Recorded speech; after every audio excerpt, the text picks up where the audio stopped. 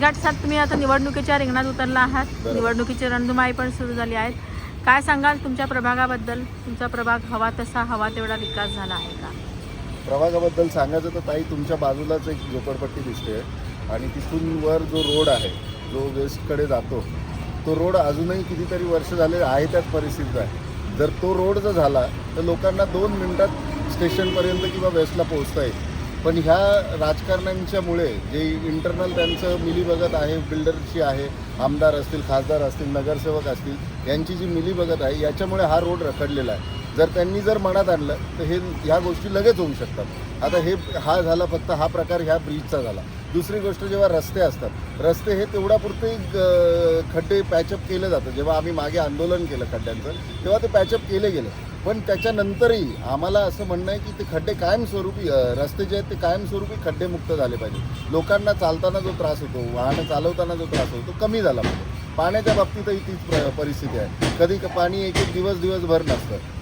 लाईटच्या बाबतीतही तोच प्रश्न आहे. वीज ही एक दिवस गेली की सकाळी गेली की 5-5, 8-8 तास नसते. म्हणजे आम्ही अजूनही स्मार्ट सिटी बोलतो, ही तयार झाली आहे का? तर ती अजिबात झालेली नाही आहे. स्मार्ट सिटीच्या दिशेने आपण पाऊलही टाकलेलं नाही आहे. तर ह्या सगळ्या गोष्टी आम्हाला बदलायच्या आहेत आणि त्यासाठी आम्ही एक आंबेडकरवादी विचारधारा घेऊन जाणारे आम्ही कार्यकर्ते आहोत आणि म्हणून आम्ही रिंगणात उतरले आहोत आणि हा बदल आम्ही करणार आहोत. तुम्ही आज कुठले मुद्दे घेऊन मतदारांसमोर जाता? मतदारांसमोर मुद्दे घेऊन म्हणजे हाच आरोग्य, शिक्षण हे खूप महत्त्वाचं आहे. आज एवढे वर्ष झाले याच्यावरच लढतात ही लोक, पण नागरिकांना काहीच देत नाहीत. हे राजकारणी फक्त हे मुद्दे पकडतात.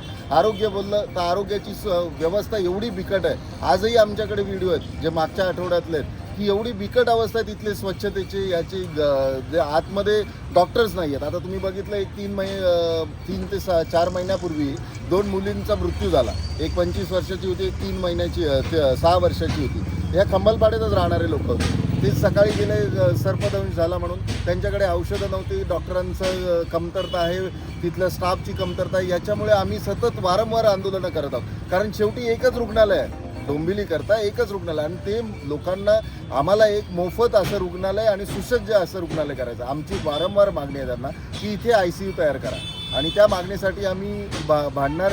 आणि तोच एक सुसज्ज रुग्णालय आम्ही जर निवडून आलो तर नक्कीच नागरिकांना मिळेल, याची आम्ही ग्वाही देतो. त्याचप्रमाणे जे शिक्षण आहे, शिक्षणाच्या बाबतीत जर बोललं तर काही पट्टा जो आहे तो खरंच आर्थिकदृष्ट्या कमकुवत आहे. त्यांना कुठेतरी मोफत शिक्षण मिळालं पाहिजे. मोफत म्हणजे चांगल्या प्रकारचं मिळालं पाहिजे. पण महानगरपालिकेची अवस्था जर बघितली आपल्या शाळेंची तर ती बिकट आहे. आता इथे एक शाळा झालेली आहे 90 फीटला महानगरपालिकेत. म्हणजे ह्या ज्या गोष्टी आहेत त्या गोष्टींच्या ज्या शिक्षणाच्या बाबतीत आहे, लोकांनी फक्त लोकांना स्वप्न दाखवले राजकारण्यांनी, पण अजूनही काही घडत नाही आहे. त्यामुळे हे सगळं प्रकार जे आहेत, परत जो मुद्दा आहे अनधिकृत बांधकामाचा, तो या वॉर्डात पण झालेला आहे. असं नाही. मग याच्या आधी ज्या सहाय्यक आयुक्त होते त्यांनी बिल्डिंग पाडलेलं आहे. म्हणजे हे गोष्टी घडत आहेत. लोकांची फसवणूक होत आहे आणि ती आम्ही जर सत्तेत आलो, आम्ही जर नगरसेवक म्हणून इथे आलो तर नक्कीच हे बदलणार. यासाठीच आम्ही रिंगणात उतरलेलो आहोत. बरं, तुम्ही स्टॅम्प पेपरवरती लिहून दिला, हा विषय फार चर्चेला जात आहे, ते कोण काय आहे? स्टॅम्प पेपरवर हे स्पष्ट आम्ही लिहिलेलं आहे, मी स्पष्ट लिहिलेलं आहे की मी संदीप लक्ष्मण गजघाट, आंबेडकरवादी जनहित संघटनेचा कार्यकर्ता, 15 जानेवारी 2026 रोजी होणाऱ्या कल्याण डोंबिवली महानगरपालिकेच्या सार्वत्रिक निवडणुकीत पॅनल क्रमांक 20D, प्रभागाचे नाव इंदिरानगर, सारस्वत कॉलनी, पेंडसेनगर, चोळेगाव मधून अपक्ष उमेदवार म्हणून निवडणूक लढवित आहे. तरी निवडून आल्यानंतर पुढील 1 वर्षात जर मी महानगरपालिकेशी निगडीत नागरिकांच्या समस्यांचे निराकरण व माझ्या वचननाम्यात दिलेल्या वचनांची पूर्तता सुरू करण्यास असमर्थ ठरलो तर मी माझा स्वार्थ न बाळगता तात्काळ राजीनामा देईन. याचा अर्थ हाच आहे की मी माझी गॅरंटी दिलेली आहे. मी जर निवडून आलो तर नक्कीच हे मी करेल. दुसऱ्या कोणी एखाद्या उमेदवाराने ही गॅरंटी दिलेली आहे का?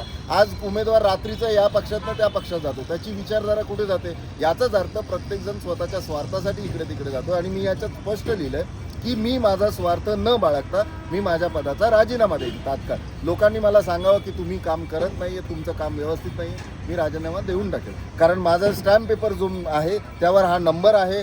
तिथे जर तुम्ही गेलात वेंडरकडे किंवा कुठेही चेक केलं तर माझ्या नावाने हा रजिस्टर्ड आहे, हा स्टॅम्प आहे आपल्या भारत सरकारचा. त्यामुळे सगळं एकंदरीत क्लिअर आहे. आमचं स्पष्ट आहे की आम्ही जर निवडून आलो तर हे बदल करणार, म्हणून आम्ही हा स्टॅम्प पेपर दिलेला आहे. बाकीच्यांनी हे दिलेलं नाही आहे याचा अर्थ त्यांनी फक्त स्वार्थासाठी आर्थिक राजकारणासाठी ते उतरलेले आहेत. मतदारांना तुम्ही काय आव्हान कराल? मतदारांना हेच आव्हान आहे की आज तुम्ही बघता तर हे सगळं कारभार असा चालू आहे की एकमेकांच्या गळ्यात गळे घालून चाललेले आहेत. काँग्रेसचा माणूस बीजेपीत जातो, बीजेपीची काँग्रेसशी युती होते, बीजेपीची सेनेशी युती होते, बीजेपीची यांच्याशी युती होते, म्हणजे याची युती त्याच्याशी, हा माणूस तिकडे. त्यापेक्षा तुम्ही उमेदवाराला बघा, उमेदवार कोण आहे, काय करतो. सुशिक्षित असण्यापेक्षा, सुशिक्षित महत्त्वाचंच आहे, त्याला समजलं पाहिजे, पण असण्यापेक्षा त्याची खरंच जाण आहे का, लोकांच्या प्रती त्याला कामं करायची आहेत का, हे तुम्ही जाणून घ्या.